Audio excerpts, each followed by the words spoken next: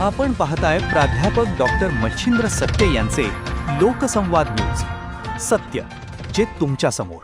छत्रपती संभाजीनगरमध्ये AIMIMचे नगरसेवक मतीन पटेल यांचे घर आणि कार्यालय बुलडोझरने पाडण्यात आले.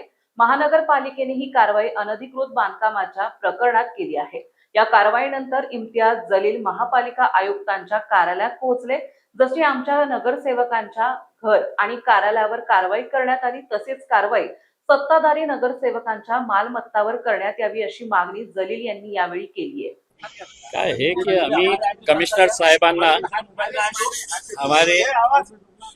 साहेबांना फक्त एक प्रश्न विचारण्यासाठी आलो होतो की या शहरामध्ये दोन वेगवेगळे कायदे आहे का, की एक आमच्यासाठी वेगळा कायदा आहे की ज्याच्यामध्ये रात्री 3 वाजता आपली पोलीस फोर्स तयार करून आपलं सगळं अतिक्रमण विभागाच्या अधिकाऱ्यांना बोलवून सकाळी 5:30-6 वाजता हे सगळं डेमॉलिशन करून टाकू.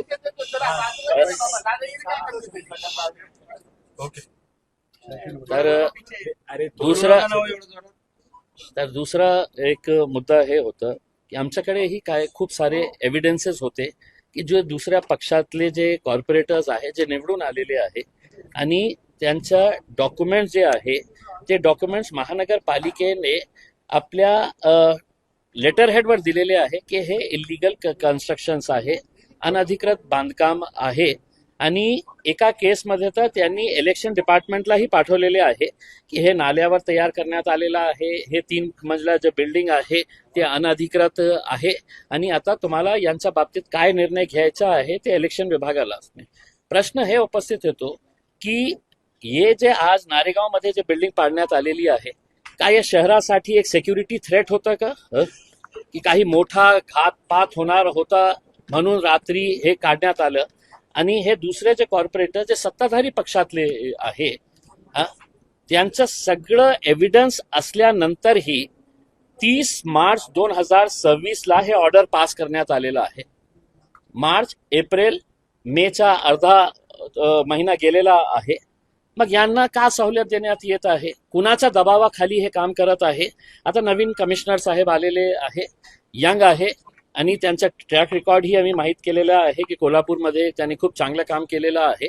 तर आमची अपेक्षा हे आहे की कोणाच्याही प्रेशरमध्ये ते न येता जे नियम आहे ते नियमाप्रमाणे कारवाई करावी. तुम्ही आमच्यावर कारवाई केली, आमचा काहीही राग नाही आहे. इलिगल इलिगल होता तुम्ही काढलं, पण आता आम्हाला हे सांगा की या शहरामध्ये एकाच इमारत इलिगल होती का? आता सगळं काही संपलेलं आहे की असं नाही आहेच नाही. आता दुसऱ्यांवर ही कारवाई तुम्ही कधी करणार हे आम्ही विचारण्यासाठी आलो होतो. आणि आता एक गणेश नावंदर म्हणून आहे भारतीय जनता पार्टीचे आणि दुसरे एक स्वामी भाजपचे आहे आणि दुसरे कॉर्पोरेटर्सचे ही पण आहे. आता कमिशनर साहेबांनी आम्हाला सांगितलेलं आहे की ज्यांचे आहे आम्ही सगळं काढणार आहे, बघणार आहे आणि आम्ही त्वरित त्याच्यावर ऍक्शन घेणार आहे. आता त्वरित म्हणजे किती दिवस ते लागणार आहे त्याचं उत्तर आता ते सगळे डॉक्युमेंट्स मध्ये आहे. ते पिक्चर ते लिहिलेलं आहे. टाउन प्लॅनिंग डिपार्टमेंट आणि झोनल अधिकारी जे आहे अतिक्रमणचे त्यांनी लिहित मध्ये दिलेले आहे की स्थळ पाहणी केल्यानंतर हे निष्पक्ष येतो की हे इलिगल कन्स्ट्रक्शन आहे, नाल्यावर बांधण्यात आलेलं आहे, टपरीची जागा आहे आणि त्यावर 3 मजला इमारत उभे करण्यात आली आहे. आणि जेव्हा तिथे कारवाई करण्यासाठी लोक जात होते तर 2 नेते आहे या शहरातले ते त्यांना फोन करून परत पाठवायचे, अशी तक्रार आलेली आहे. आम्ही त्यांना सांगितलेले आहे की नेत्यांच्या बोलण्यावर तर चालणार नाही ना शहर. जे नियम आहे त्या नियमाप्रमाणे चालणार आहे. म्हणून त्यांनी आम्हाला आश्वासन तर दिले आहे. पद्धतीने नारेगावची कारवाई तात्काळ झाली, त्या पद्धतीने तात्काळ कारवाई इकडे संबंधित तक्रार केल्यानंतर होईल का? नाही, आम्ही त्यांना हे प्रश्नही विचारलं की तुम्ही या दिवसाची वाट का बघत होते की इम्तियाज जलील येणार आणि तुम्हाला तक्रार देणार. मी काय दिलं? त्यांचेच डॉक्युमेंट्स त्यांना दिलं. माझे डॉक्युमेंट्स नाही होते, त्यांचेच डॉक्युमेंट ज्याच्यामध्ये त्यांनी स्पष्ट दाखवलेले आहे की लिहिलेले आहे की हे अनधिकृत आहे. आणि त्यांनी इथपर्यंत थांबलं नाही, त्यांनी इलेक्शन डिपार्टमेंटलाही ते पत्र पाठवले आणि इलेक्शन डिपार्टमेंटला सांगितलं की हे इलिगल आहे, आता तुम्हाला याच्या बाबतीत काय निर्णय घ्यायचा आहे तुम्ही घेऊ शकता.